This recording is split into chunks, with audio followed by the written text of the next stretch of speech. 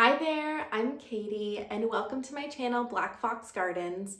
I started this channel because I really love to watch other garden content, but I didn't see too many posters from New England, and I thought that it would be such a great thing to showcase how great New England is and how all kinds of different things can grow here, even though we do have a shorter growing season. But I'm really excited to have you here and take you along on my garden journey. So right here you can see I have some garlic and some really tiny baby onions growing right now.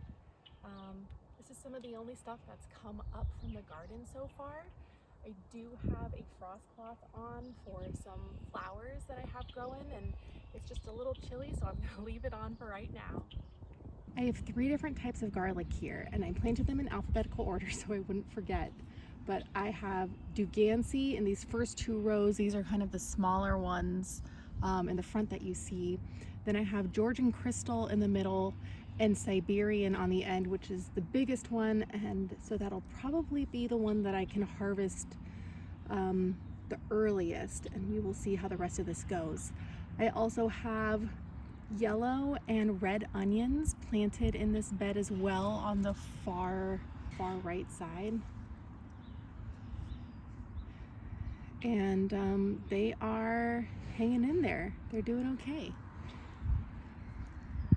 Something that I think is so cool about onions is that you can see what color they are. So you can see that this is a red onion versus one of my yellow onions.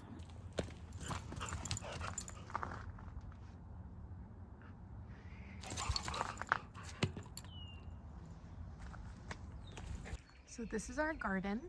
We've got 6 beds here. It's 20 feet by 30 feet. So our beds are 3 feet wide with 2 feet spacing in between. And we generally will do 1 bed of flowers, 1 bed of veggies, so that way we can bring in some good pollinators, make sure that we have a good harvest. And also, I just love flowers. Who doesn't like having those? It's my bird bath with some ice in here. So these are our 2 pear trees. One is a Seckel pear, and I can't remember the name of the other one. This big pile of mulch here was from our Bradford pear that we had pruned down last year. I'm very happy about that. And you can see all of the grass that we ripped up from our raspberry patch just sitting on that pile. We're planning on shaking out all of that dirt so that way we can save it rather than having to refill in that raspberry patch. So once it gets a little bit warmer over the next couple days, we'll shake that out and put all of that back in the raspberry patch. This is our compost pile. It hasn't been turned in a year, so we really need to turn it. We just didn't get around to it last year. So once it gets a little bit warmer, we'll take that apart and turn it and switch everything up and try to get it back up to temperature. And we have our leaf pile right beside it, which is what we'll add during the summer months. When we get a bunch of grass clippings, we'll start adding the leaf pile because we don't have enough carbon material for composting during the summer. But once we get this pile turned and get it up to temp, I'm really excited so we can start using it in the garden. Thanks for coming with me as we checked on the garden on this chilly April morning.